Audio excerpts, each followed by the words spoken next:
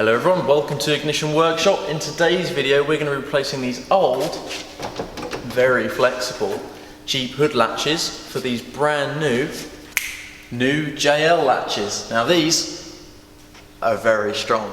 So the first job you want to do is remove the grille. Now there's 6 of these sort of plastic things. You pry these off, pull it out. The top comes away and the bottom is just brute force. Might feel a bit strange. The first 2 bolts to come off are these size 10 nuts at the top, and then we're going to move down here to a size 13 and removing through this gap here.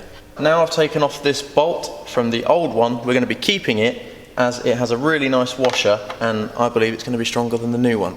I've given them a wipe so now I can see what I'm working with, and the original 2 holes are slightly closer than the new one.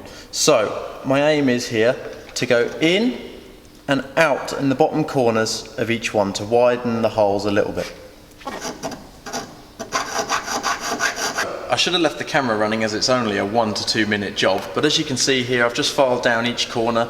Not the most beautiful, but you won't see it when that's over the top. I've done it so it's really nice and snug. So the next step was to paint it. I've used Hammerite. There's plenty of other ones you can use. This one just prevents rust.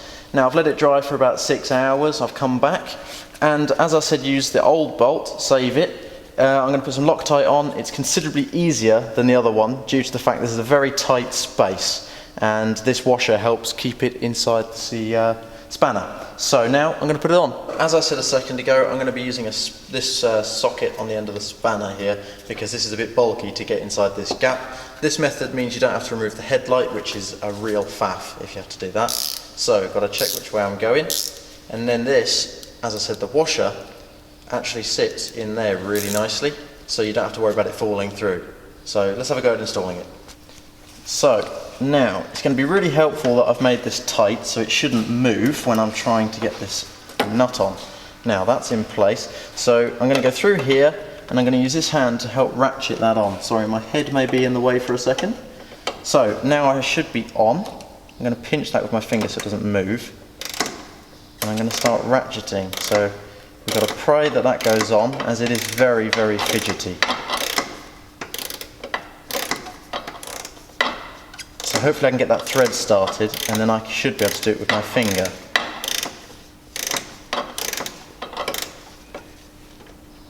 Right, it's on just very loosely and I'm going to use my fingers as it's faster to go through there and tighten that up. There we go.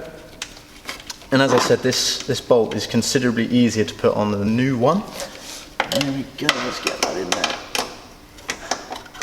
There should be enough space now to use a socket. So now I'm just going to use a socket to do it up tightly.